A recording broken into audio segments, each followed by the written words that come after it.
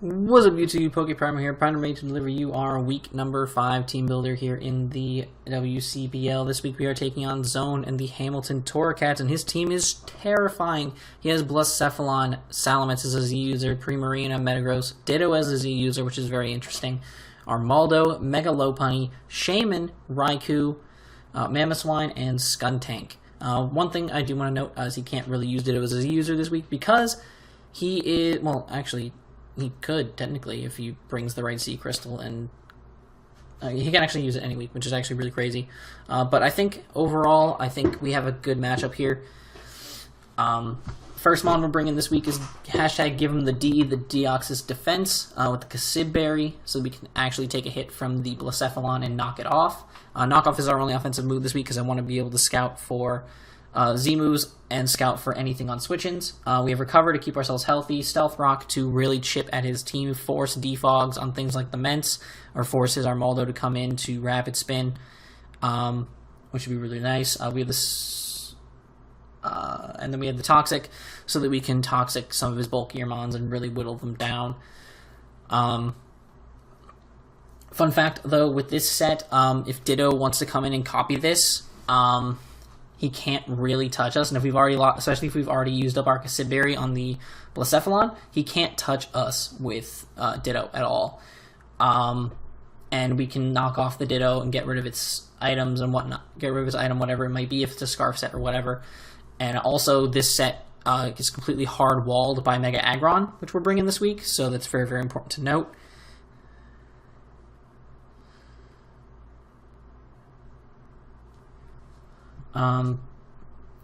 The special defense investment is actually to allow us to take, I believe, under half from a Choice Specs Blacephalon's Shadow Ball, and then I put the rest into our physical defense so we can take hits on that side as well. The next one we're bringing is our debuting Flat Top, the Avalugg, Leftovers, Avalanche, Rapid Spin, Recover, and Toxic. Avalanche is there so that we can catch that Salamence. That's why we have the Sturdy as well, so that we can take potentially like a Fire Blast or some shit and hit him back with an Avalanche and KO him.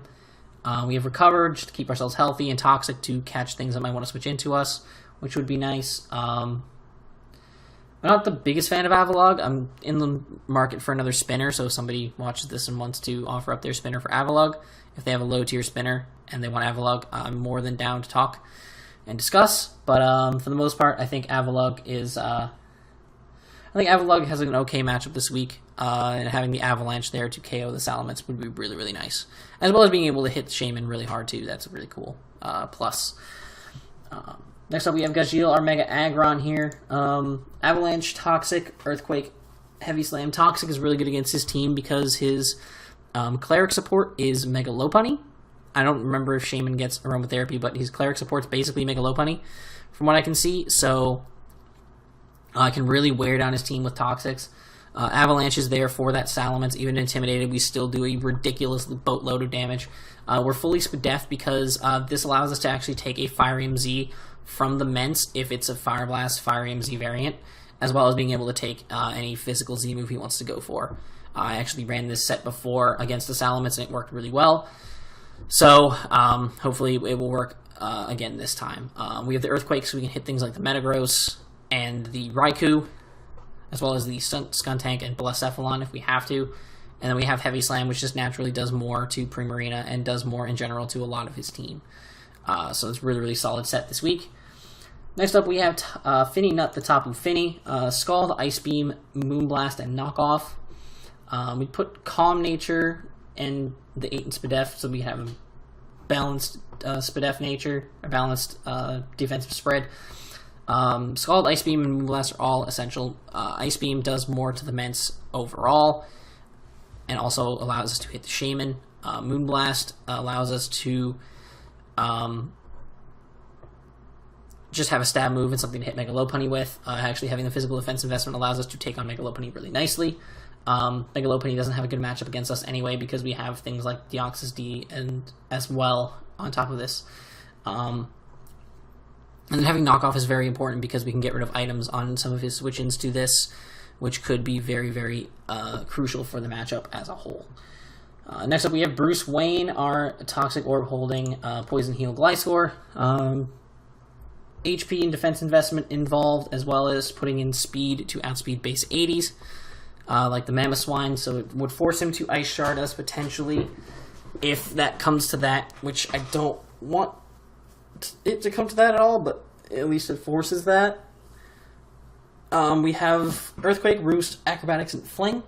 I want to be able to fling the Toxic Orb off of myself at some point, so that we become a better switch into Armaldo. We become a better switch in to any knockoff users. We become a much better switch into certain things, because we're obviously still going to be toxic, so that'd be really nice. Earthquake hits his team really hard for the most part. His only real switch into that is the Salamence, which I would love to fling my Toxic Orb at and poison. Other than that, we have the Acrobatics. Acrobatics will do a lot of damage to things like the Mega Lopunny and the Shaman. A lot more damage than most other things we have, so that's really, really why we have that. So hopefully that'll work out in our favor. Next up, we have our Incineroar, and we have a different nickname this week. As I said, we were going to, since I'm a huge wrestling fan, meet Akira Tomiyawa, like Tozawa, but, you know, meow, because cat. We have enough speed to outspeed. What one was it? Was that, I think, a min speed Metagross, min speed base 70s, like Metagross and such. So that's really, really useful for us in this matchup. I think that could be very helpful if he brings Metagross. Knock off Flare Blitz, Drain Punch, and Thunder Punch with the Assault Vest. Just a good set in general. Adamant Nature really, really hits hard. Knock off to get rid of items. Flare Blitz. This thing is another good switch into the Blacephalon, by the way. Also, they said I can't use Intimidate Incineroar, which is understandable because I didn't have it at the beginning of the season, but still kind of sucks, but whatever. Drain Punch is also very nice to have for the Mega Lopunny, but I doubt that's ever going to happen, but, you know, maybe. But I think this is an overall good set, and let us hop into the matchup. Alrighty, guys, we are here for our matchup against Zone in the Hamilton Torracats.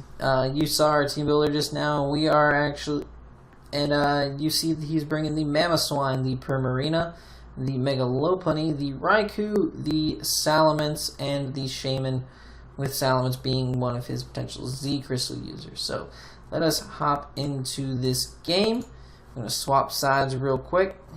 He's going to lead with Primarina, as I'm actually going to lead with my Deoxys. I feel like Deoxys just had an overall good matchup against everything. He's going to Moonblast on me turn 1, and that's Scarf damage. That's max special attack Scarf damage 100%. I know he's Choice Scarf to this point. So I'm just going to set up my rocks, and I'm just going to Toxic this thing. I'm not too worried about it whatsoever, because I know I can like easily just recover up on this thing. I'm actually going to be going for the recover on this turn, knowing he's probably going to switch out, knowing he can't kill me. He's going to go for the Seed Flare on me with the Shaman. Again, not really a big deal. I'm just going to knock off the Shaman and get rid of its Assault Vest, which is cool. I love Assault Vest Shaman. I've used it before. I'm going to switch out to Akira Tomiyawa here, as he's going to miss that Seed Flare. Akira Tomiyawa is a pretty speedy boy, so he's obviously dodging that shit. I'm actually going to go for the knockoff, predicting him to switch, and I'm going to be able to get rid of the Scarf on that Primarina, which is awesome. And the Toxic's going to wear him down a little bit more. I'm going to switch out because I know I can kill him with a Thunder Punch, but I don't really want to take the incoming Hydro Pump or whatever the fuck he wants to go for. So I'm going to switch out into my Tapu Fini, as he's going to actually reveal that Hydro Pump, which I'm very glad I didn't have to take that hit at all. He's going to now reveal the Energy Ball, which is very unfortunate. I really did not want to see that happen.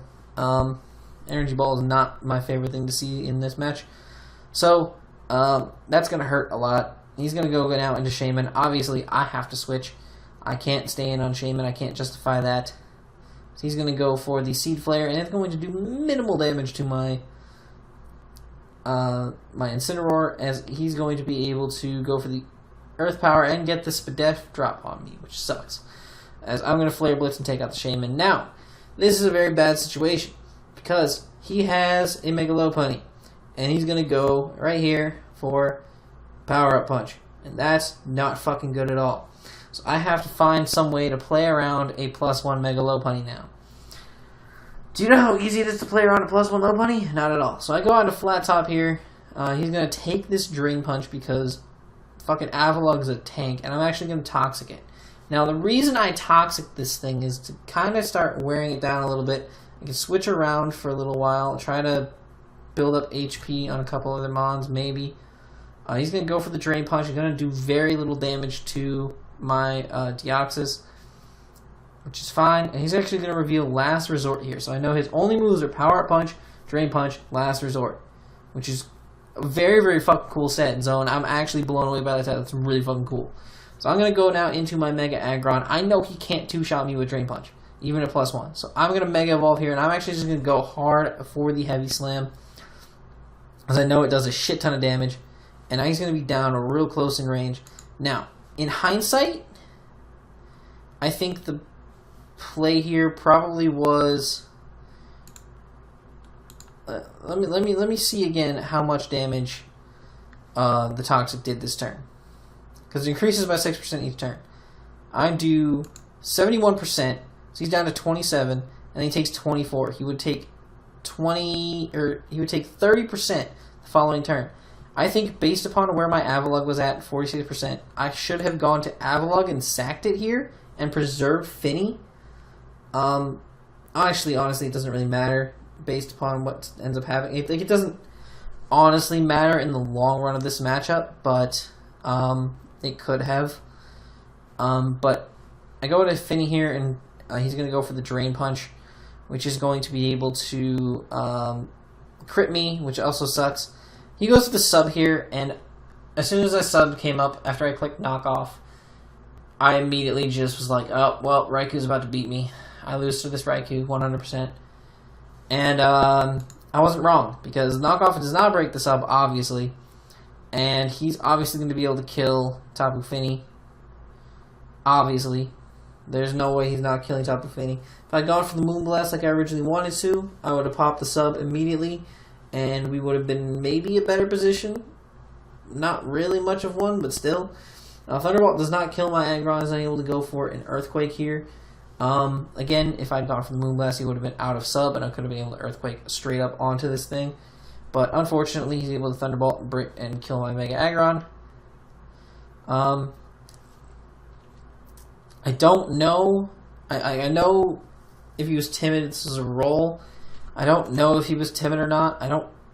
Outside of Jolteon, I really don't have anything that's all that fast on my team. So he might not. He might have been modest, and this might not have mattered. But if he was timid, it was definitely a roll. I had like an 80% chance to live that HP Ice with Gliscor, which literally would have just lessened the differential of the loss at this point. But still, I was like, I was really upset that he was able to kill me with that HP Ice there. I'm really upset with that he got that roll. But that's fine. Zone played really, really well in this game. That Lopunny set really had me on the back foot. And then Raikou, that misplay on the Raikou, or that misplay with Tapu Fini against the Raikou was huge.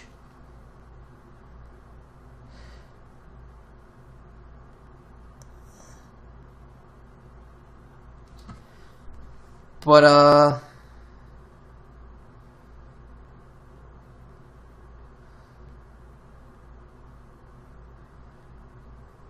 yeah, we are 3-2 now in the WCBL. We are actually facing one of the commissioners of the league, Chewcast Harto, one of my boys. I consider him one of my boys. I like Chew. Chew's a great guy. I'm looking forward to facing him next week. It's going to be one hell of a matchup. He just actually scooped himself a brand new team not too far ago. Him and fellow coach Kalua of the Utah State Umbreons, I believe. They actually literally just swapped their entire teams because we have infinite trades throughout the season. We have finite amount of free agency transactions. But we have infinite trades. Literally just swapped their teams, which is entirely crazy. I've never seen anything like that before. But this team, I think, fits more into his playstyle, which is cool. So I'm really looking forward to facing his new squad and taking him on. It's going to be a lot of fun. I'm looking forward to facing Chew. He's a great battler. I've seen some of his crazier stuff in leagues, so I'm really looking forward to this game. And yeah, but If you guys enjoyed, make sure to leave a like down below and subscribe if you have not already. And until next time, I'm Pokeprimer, signing off. Peace.